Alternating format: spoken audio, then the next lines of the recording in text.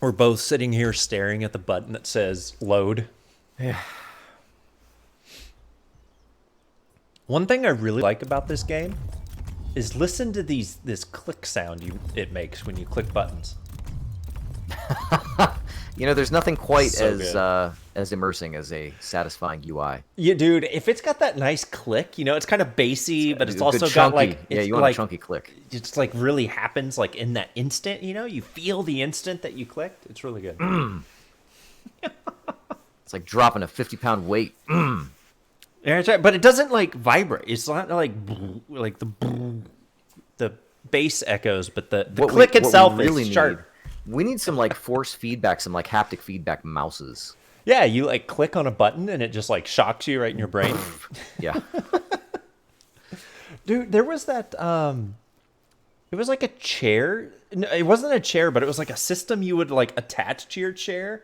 So it was like Oh. in the car, like if you're in a racing sim, it would like rumble your chair.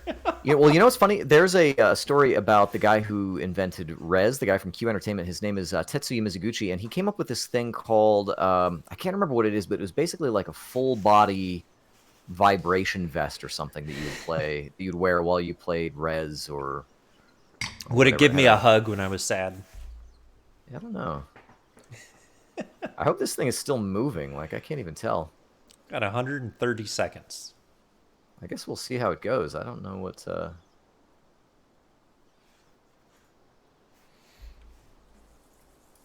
I just like look how nice this looks. You just like want to go for a stroll. It is very pastoral. Okay, it did something.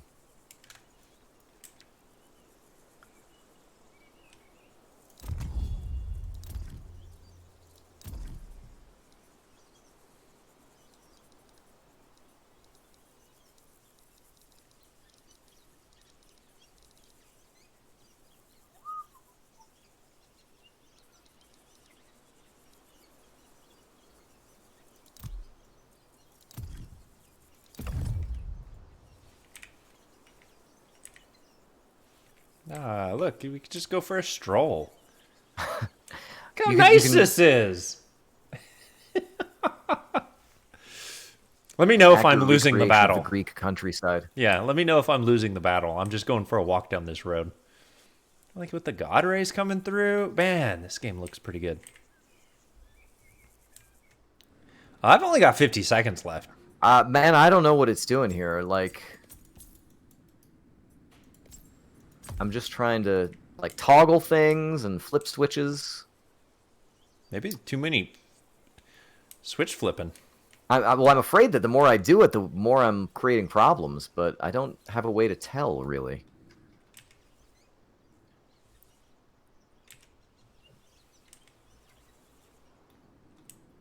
Well, I guess I'm going to win by default because you surrender.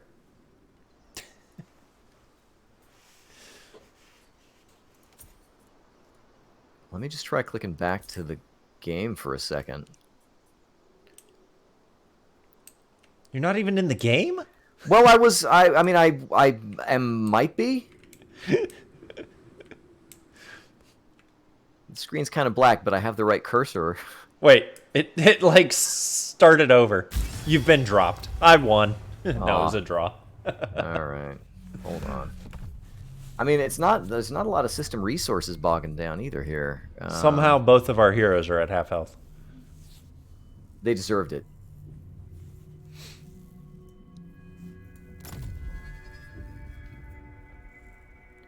What are you doing? You're not even in the game anymore, man. I don't know what it's doing.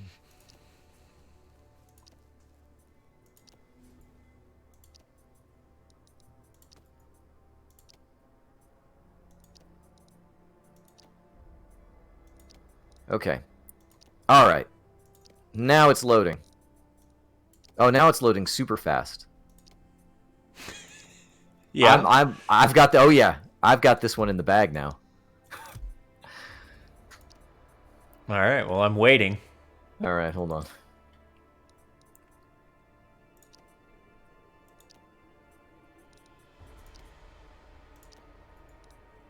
Daphne's Woods. Like,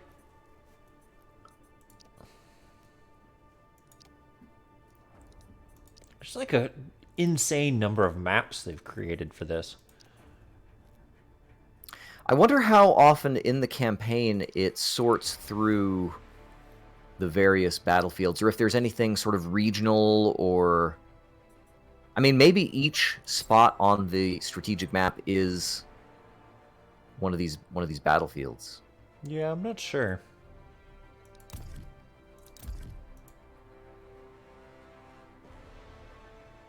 I'm only at like 23% CPU usage. Well, I keep inviting you, but you keep not joining. It's still loading that last map. Hold on. I wonder if I should just terminate this. Yeah, because like, that game's over. Like, you've been dropped out of the multiplayer battle, and... Let me just Alt F4 this, because I can't even... My task manager isn't even...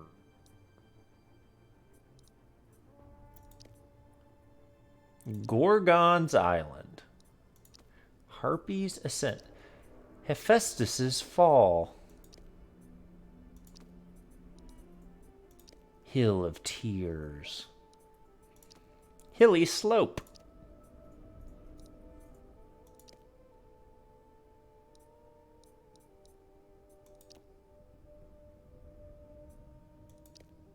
All right.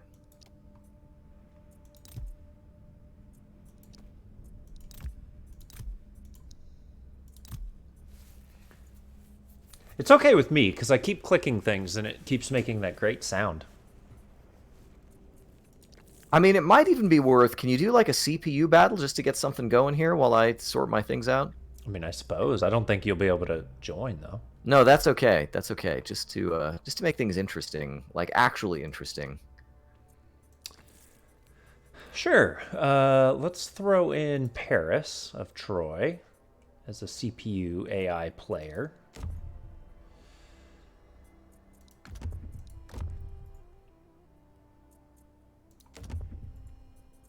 Okay. Are you anywhere near joining? No, go ahead. All right. We'll jump into it here. Yeah, I'm having trouble loading the Epic Games launcher now.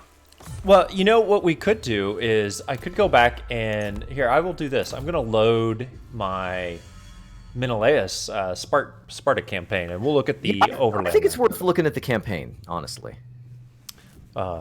Yeah, so what we've been playing were just multiplayer battles. There is multiplayer campaign that you can do. We were trying to look at that last week, but we were on the fritz, so we didn't really. It seems to be a theme for this game. I blame the game, frankly. Right, not your potato machine. No. So we'll jump in here now. This game is very much focused on like the Homeric, like Iliad, Odyssey, all that kind of stuff. So. Larger than life hero characters, very powerful, just like in Three Kingdoms, just like in Total War Warhammer, where you have the like incredibly powerful hero units. Let's get it loaded up here. So the over campaign map you can see is focused pretty much just on Greece and Troy. And then there's, of course, all these islands in the middle. One of the neat thing I was kind of exploring last time I actually streamed this solo a few days ago was some of the unique abilities for Sparta are, let's see if it will show me. I was hoping it would give me like a summary of Sparta. Yeah, Menelaus. Sparta is famous for its settlers who can colonize new settlements abroad regardless of distance. Menelaus can also rely on allies to muster troops in his name, granting him access to a wide variety of military units. So one of the cool things about Sparta is when I find my army, wherever I have put him, do I not have an army? Surely I have an army.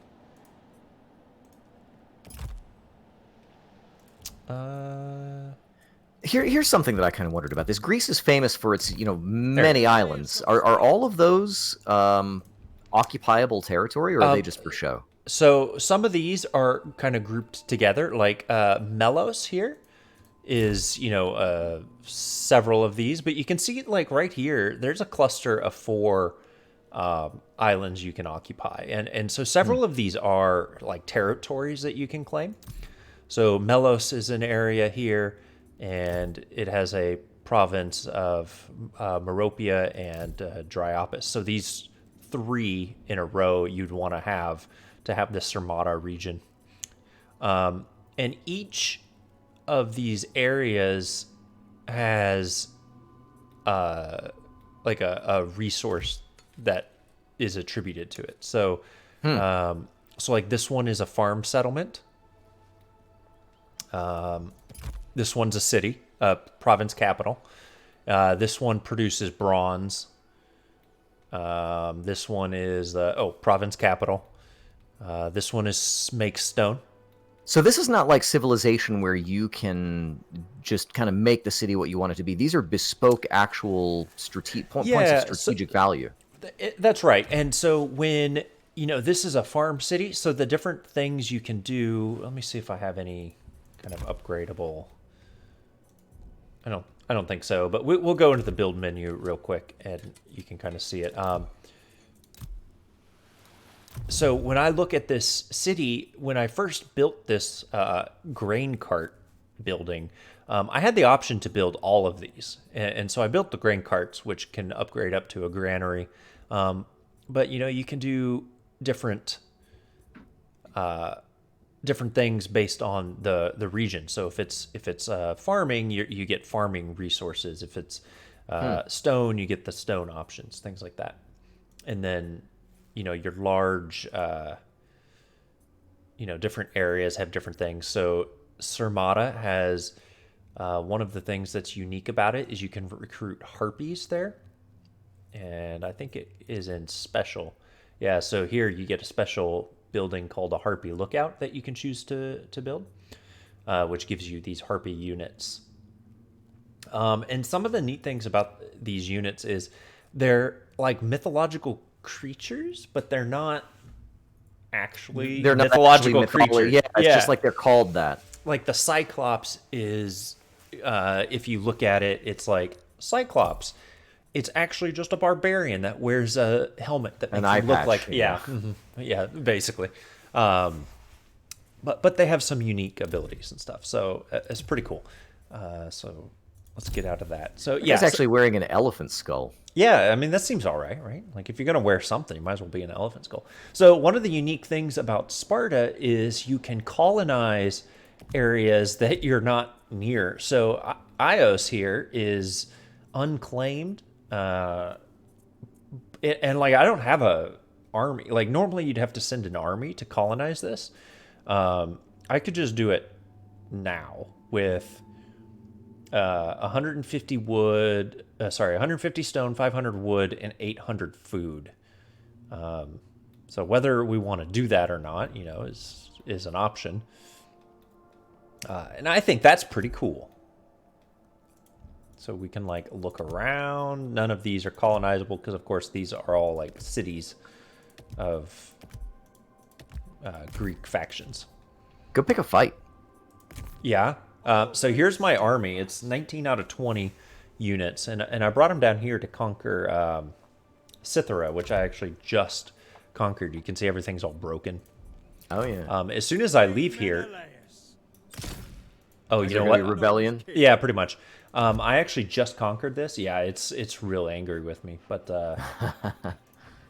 let's see. What does it need? Commandment is available. Where do I do that here? Okay, so this is where when you own all regions or all, I don't know, provinces in a region or regions in a province. Right, you get a bonus for it.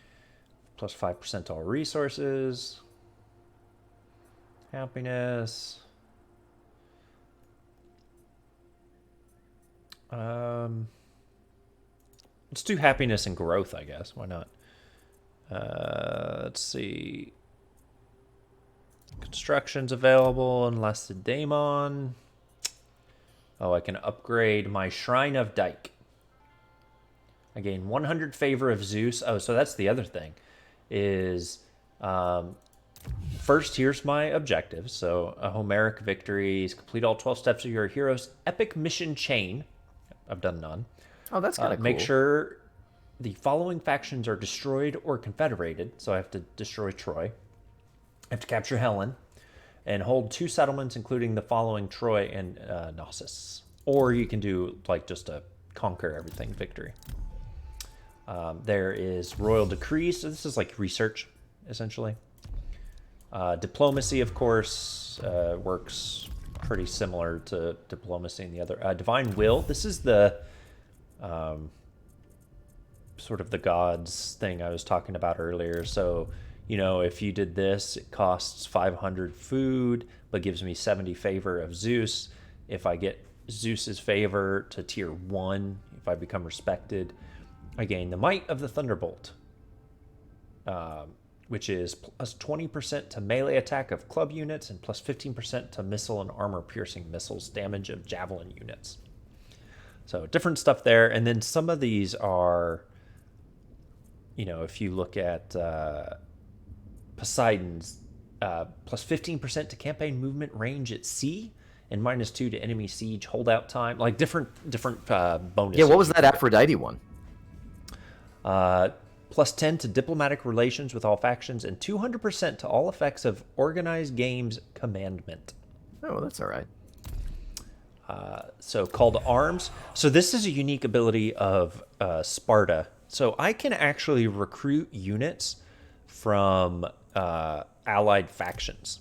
Huh. So I can go into Pylos and recruit any of the units he has, which, you know, for bowmen and shielded spearmen, who cares? But when I get down here to some of the cooler stuff, Achaean slingers, there's bows of Mycenae, Agamemnon's companions, armored spearmen, stuff that you may not be able to get as Sparta.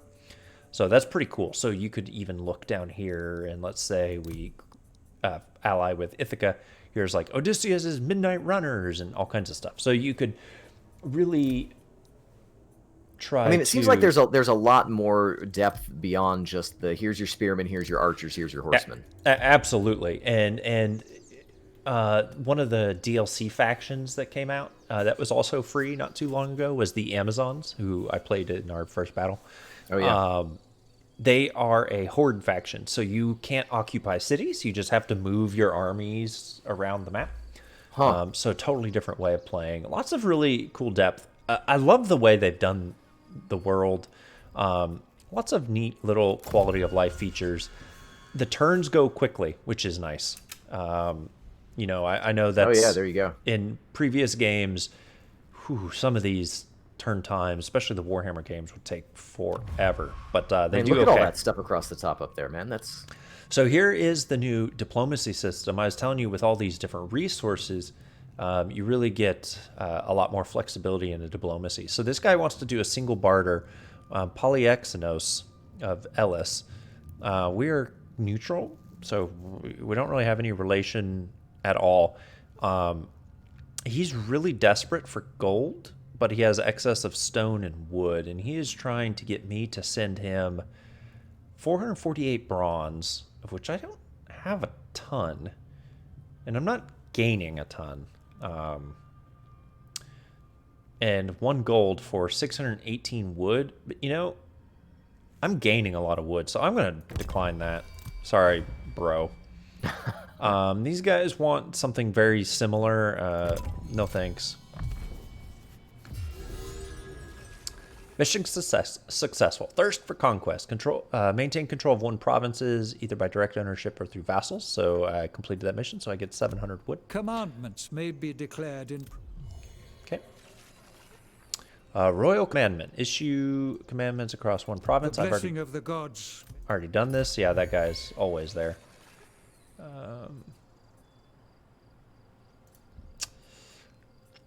So House of the Gods. So here's a mission. Ensure that one of the following buildings have been constructed. So different altars, right? So you get these little missions, and the little missions are kind of cool, but you do get some like epic missions. Like you said, it was what was it? 12 total for Sparta, and now of course the missions will be different for, say, if you're playing Paris of Troy or the different factions. So it adds some, previous Total War games. It's like, if you think of like Empire Total War, yeah, there's replay value because like you'd choose a different, faction, you'd have different units and stuff like that. But overall, the gameplay was mostly the same. Well, and the other thing too is there was a lot more opportunity to become deadlocked in something. If it's like I've got my front here and there's the bad guys, and it's just nobody's, we're hammered at each other, nobody's winning. This gives you some butter to go with your guns. You can actually go back in and say, well, all right, let's start to make some progress through some domestic development and stuff like that. Right. Yeah. So I'm looking here. Everything is positive. So we're gaining everywhere for resources. Let's continue to move. These guys are going to rebel almost certainly because we just conquered them. Well, it's improving. So that might actually not go too bad. How does your army move over the water? Do they get boats or do they just march across it? They get boats. Raise anchors. Naval combat in this game is, Making land. I think, just auto-resolved. Really? They're like, yeah, we don't really want to do that. Yeah, they've played around with naval combat in previous games, and it's kind of hit or miss. They really struggle with it, so they tend to... You tend to see them kind of shy away from it in a lot of instances. Let's see. In 2 turns, I can get this, which improves happiness for this province. Adds another construction slot, plus 30 growth, and plus 68 wood.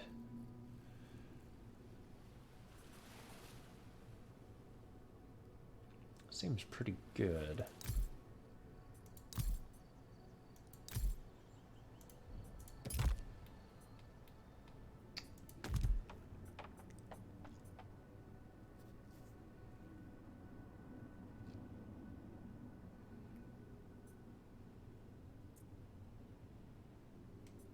Well, let's do this. Let's upgrade the main settlement. How are we doing over here at Melos? Have they mellowed out? I was going to say they're pretty mellows. So, Achaean influence. What's going on over here? Achaean influence. I don't know if this is what, like, Lelegan influences versus Achaean. I don't Menelaus of the loud war cry. what that is.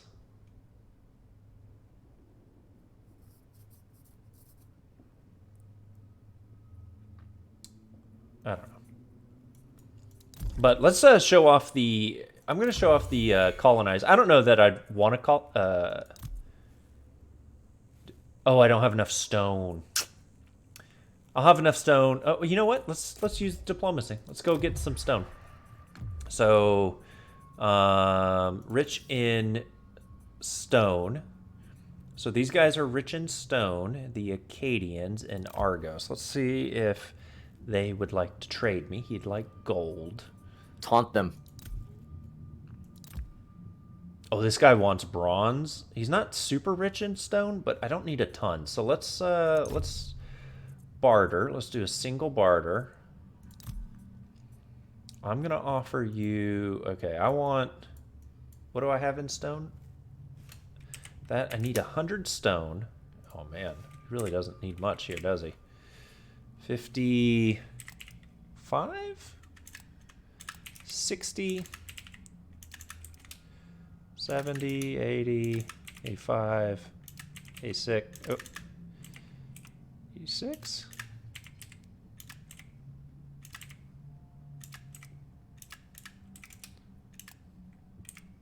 Seriously. Okay, 92 copper, and I'm going to get my 100 stone. Great. Send it. Accept the offer. Yes, exit negotiation. Now I can come here. I can colonize for this. Boom. I now own it. Here's all these areas. We'll probably want to try to get those at some point. Oh wow. So is that colony there predetermined? Like if you decide to colonize that spot, that's the spot, or did you? Yeah. The map in Total War is fixed. But what's interesting about the way these campaigns play out is kind of depending on what you do.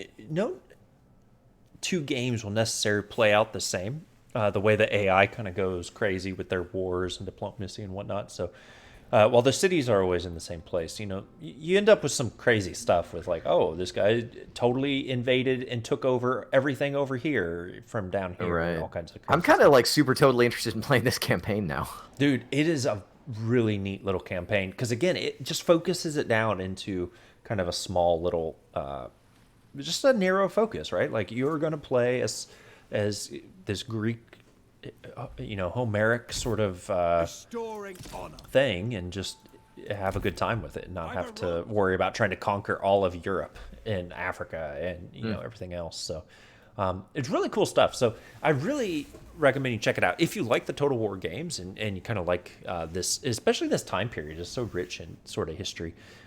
It's probably worth a glance. And hey, if you picked it up for free on the Epic Store, there's no reason not to install it and give it a go. Just do it. Yeah. Just do it. I think you'll enjoy it. The other thing you'll probably enjoy is following us here at the Game Bytes Show, twitch.tv/GameBytes Show, youtube.com/GameBytes is where we send all of our archives. Plus, you get all of the great direct-to-YouTube content, like Hero U, which I just recorded a few more episodes for. And good news, guys, I haven't lost the game yet. I was actually kind of worried that I was going to hit like about that time like an period. endpoint, Yeah. But yeah, go check that out. Hero U. It's a neat little playlist. I think you'll enjoy it. A neat little adventure game like the not Gabriel Knight. Yeah, like Quest for Glory, King's Quest Quest. for Glory, King's Quest. That kind of thing. Really good, really good. Very very snarky and silly. Also, check us out, GameBytesShow.com. We do an audio podcast twice a week. You can't go wrong. So go subscribe, hit up that RSS feed, find us on iTunes. We just did our podcast for the predictions for 2021. So if you want to see how poorly or well we did for the predictions of 2020 and who could have predicted, we break those down, and then we also talk about what we see in the future for this current year. So go check us out there at GameBytesShow.com. That's right. So my predictions for this year is we'll become the greatest podcast. No, I don't know. Yes. Anyway. I love it. Check it out. Find us on Twitter at GameBytesShow. I'm at red_I. You can find me at Jeremy_Lamont. You can find our podcast and compatriots Legrand Jolly is at Legrand, Legrande, and Dale Jones is at Count Elmdor. That's it. So go check it out. Find us on Discord. Join the community. Thanks for watching, and we'll see you next time.